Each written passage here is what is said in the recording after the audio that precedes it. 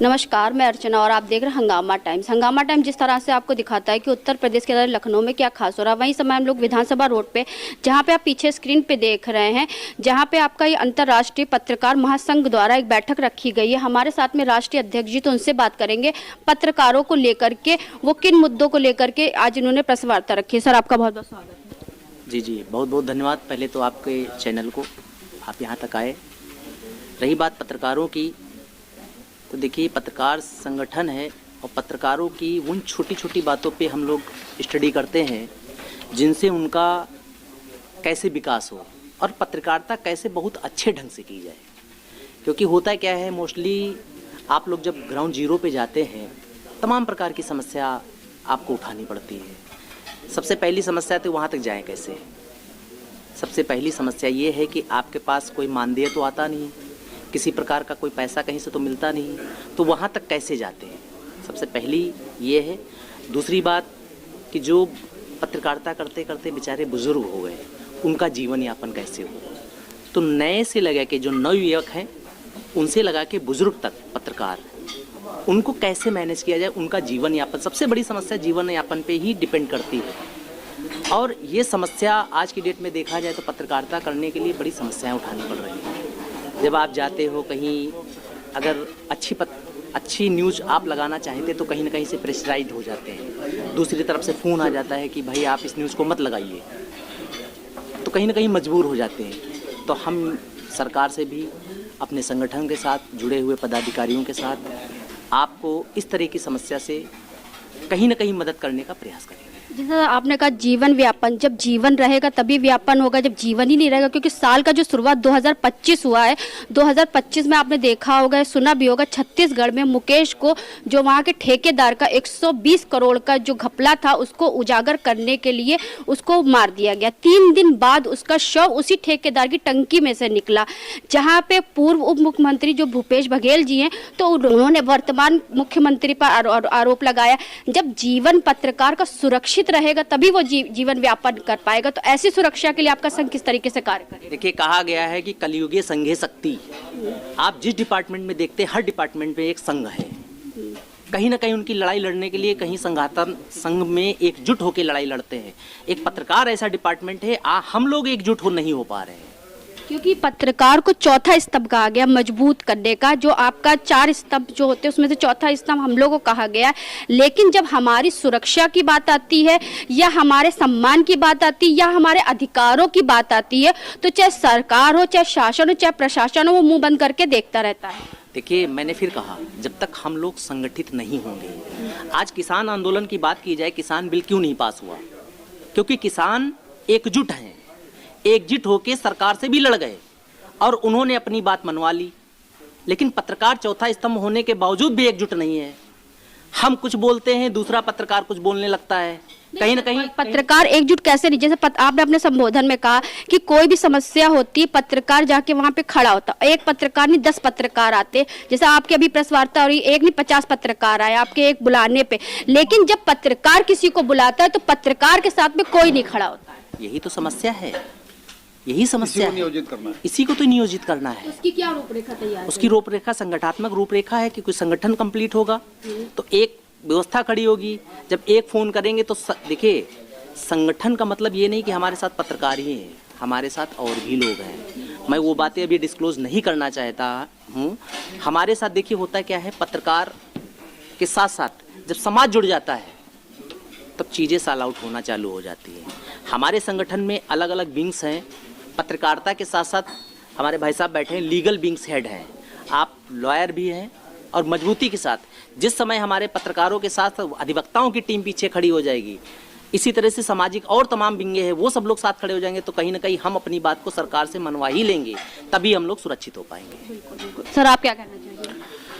जी देखिए, ऐसा है कि हमारे राष्ट्रीय अध्यक्ष जी ने बहुत अच्छी बात कही कि जब तक किसी चीज़ को कोई संगठनात्मक तरीके से हम ज़मीन पर काम नहीं करेंगे और समाज के हर बुद्धिजीवी वर्ग को नहीं जोड़ेंगे। यहाँ पे बहुत अच्छी बात की अध्यक्ष जी ने कि हम पत्रकार को ही नहीं, तमाम बुद्धिजीवियों को जो हमारे देश के हैं, वो चाहे वकील के माध्यम से आते हैं, सामाजिक संगठन के सोर्सेज से आते हैं, अगर ये मिल करके और एकजुट होकर इस पटल पर सिर्फ न्याय की लड़ाई लड़ने का कार्य करेंगे तो आज तो हमको आपने देखा कि यहाँ पर हम लोग एक सीमित समय में है, क्योंकि कम समय समय में ये प्रेस रिलीज रखी गई, अध्यक्ष जी ने अचानक रखा, और ये लगातार इस क्रम में हम काम करते रहेंगे और आपको हम इसी तरह से बुलाते रहेंगे।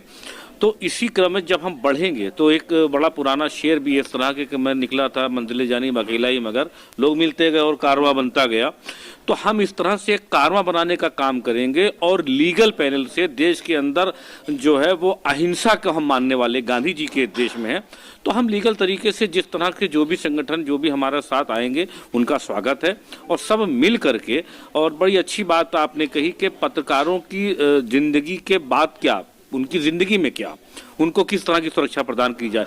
सबसे पहले तो पत्रकार बंधुओं को हम लोग ये आश्वस्त कराना चाहते हैं कि जब हम साथ हैं तो कुछ नहीं होने वाला है, और बुराई कितनी भी समा जाए एक दिया रोशन होता है, और वो दिया हमारे राष्ट्रीय अध्यक्ष जी के रूप में रोशन हुआ है, माननीय शैलेंद्र कुमार जी के शर्मा जी के उसमें कितने उन्होंने बढ़ करके इसका प्रण लिया और इस भार को उन्होंने अपने कंधों पर उठाया और हम सबको जोड़ा। इसका हमको बहुत गर्व है इस बात का कि आप भी आए, तो हम समाज में रह रहे हैं। हम जिंदा तभी हैं जब हम समाज के लिए कुछ कर सकें, वरना तो ये चलती फिरती लाशें दुनिया में हैं, अगर आवाज़ नहीं उठेगी और हम खामोश रहेंगे। और इसी तरह से आज एक पत्रकार मारा गया और ये सोचा जाए कि उससे हमारा क्या लेना देना, कल दूसरा, कल तीसरा, इस तरह से तमाम पत्रकारों के ऊपर अगर हर पत्रकार, जैसे कि आपने बहुत अच्छा सवाल किया, ये सोच करके कि जो वहाँ हुआ है मेरे साथ भी हो सकता है, तो ये हम सबकी एक नैतिक जिम्मेदारी है, ना कि शैलेंद्र कुमार शर्मा जी की, आपकी भी। आप भी इस क्रम में आए हैं यहाँ पर, आपको भी सोचना होगा कि हमारे इस समाज के अंदर हमारा पत्रकार जो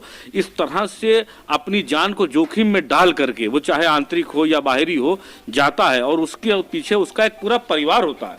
तो जब हम उसके लिए खड़े होंगे, और ये एक अच्छा काम है, नेक काम है, कोई भी किसी भी दल में हो, किसी संगठन में हो, किसी जात पात से ऊपर उठ करके, क्योंकि हो सकता हो कि इसमें बहुत से समाज से आए हुए लोग, दलों से आए हुए लोग, राजनीति से आए हुए लोग, मगर यहाँ पर जब सब एकजुट होकर के एक आवाज उठाएंगे कि मानवता परमो धर्मा सत्यमेव जयते, तो बिल्कुल हम इस लड़ाई को जीतेंगे और इस संघर्ष में आगे बढ़ने का कार्य क्योंकि आपसे भी हमारा सवाल वही रहेगा कि जिस तरह साल की ओपनिंग हुई है पत्रकार को मार करके, 2025 का स्वागत किया गया, पत्रकार को मार के किया गया।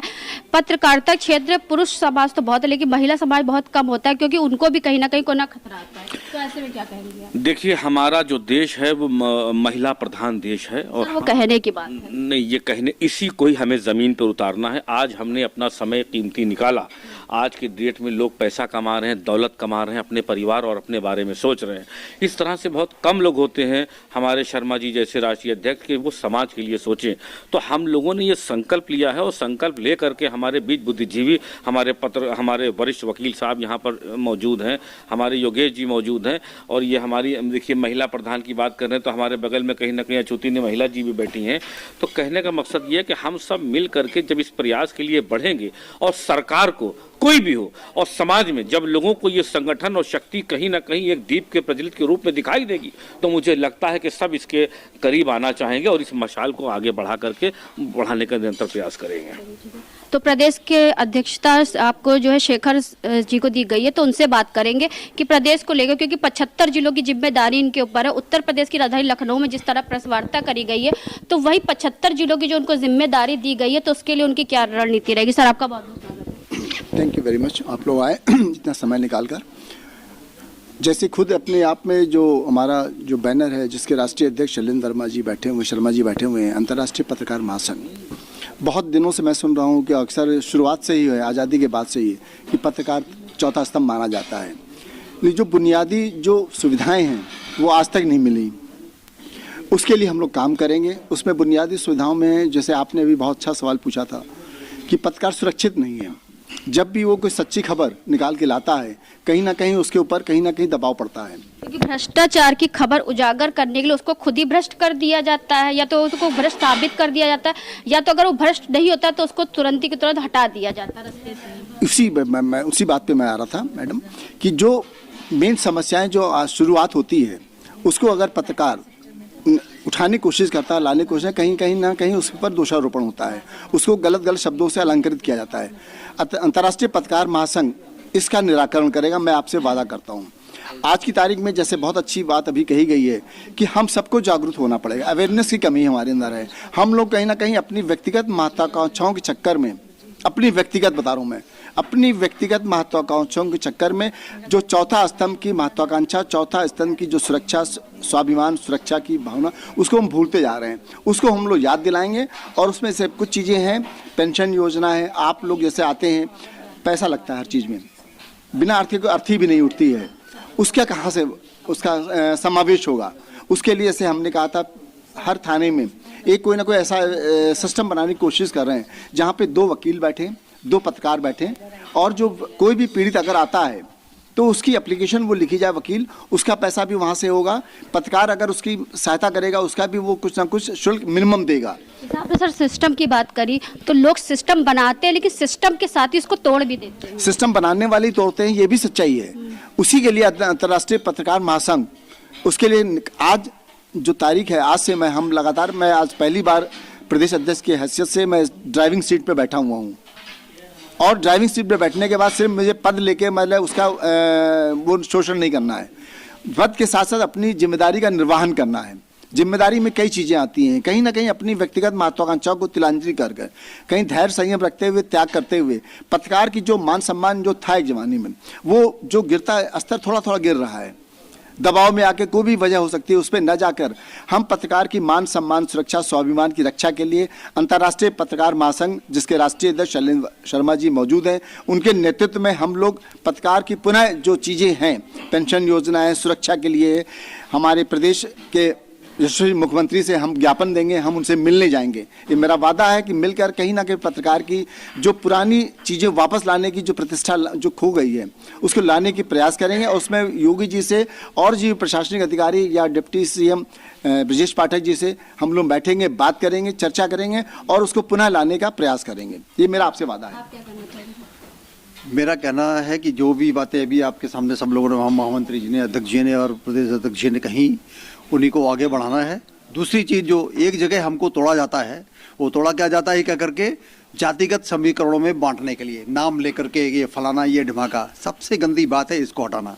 पत्रकार की कोई जाति नहीं होती, पत्रकार की कोई जात नहीं होती है, और लोग कोशिश करते हैं कि उसको उसमें लपेट करके उसको खराब करें। पत्रकार जाति में आता है तो उसकी तो फिर वो पत्रकार नहीं, कोशिश की जाती है। मैंने क्या कहा, प्रयास किया जाता है, क्या जाते हैं, ये हम संगठन में जाता है, वो फलाने गांव में गए थे, ये फलाना था, ये था संगठन में, तुम एक को वजन दो, कम दो।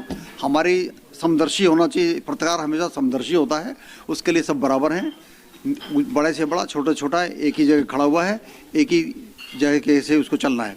हमको इन सब चीज़ों को हटा करके जो नींव है, जो संगठन है, जहाँ तक आपने कहा विधिक क्षेत्र में सुरक्षा की गारंटी, उसकी बात हो कि हम लोग कर रहे हैं, तो हमारा प्रयास होगा कि हर लेवल पे, हर जगह सुरक्षा की व्यवस्था के प्रति हम जागरूक रहें और संगठन को इतना मजबूत करें कि दूसरे किसी की आवश्यकता ही न पड़े। तो आज हम आपको लेकर गए थे विधानसभा रोड पे लेकर गए, जहां अंतर्राष्ट्रीय पत्रकार महासंघ के द्वारा एक प्रेस वार्ता करी गई, जहां पे पत्रकारों के मुद्दों को लेकर, पत्रकारों के हितों को लेकर के बहुत सारे यहां पे जो है रणनीति बनाई गई। लेकिन आज भी एक सवाल खड़ा है कि पत्रकार दूसरे की सुरक्षा के लिए तो खड़ा रहता है, लेकिन उसकी सुरक्षा कहाँ तक सीमित है और कहाँ तक निर्धारित करी गई है। तो इन्हीं सब बातों को लेकर के हम आपको दिखाते रहेंगे कि उत्तर प्रदेश की राजधानी लखनऊ में क्या खास हो रहा है। तो इसी के साथ मैं अर्चना आपसे जान लेना चाहूँगी। धन्यवाद, बने रहिएगा हंगामा टाइम न्यूज़ चैनल के साथ। हंगामा टाइम्स की तमाम खबरों को देखने के लिए हंगामा टाइम्स को सब्सक्राइब कर लीजिए और बेल आइकन दबा लीजिए। अगर आपको ये वीडियो अच्छा लगा हो तो लाइक बटन प्रेस कर अपनी प्रतिक्रिया हमारे कमेंट बॉक्स में देना मत भूलें।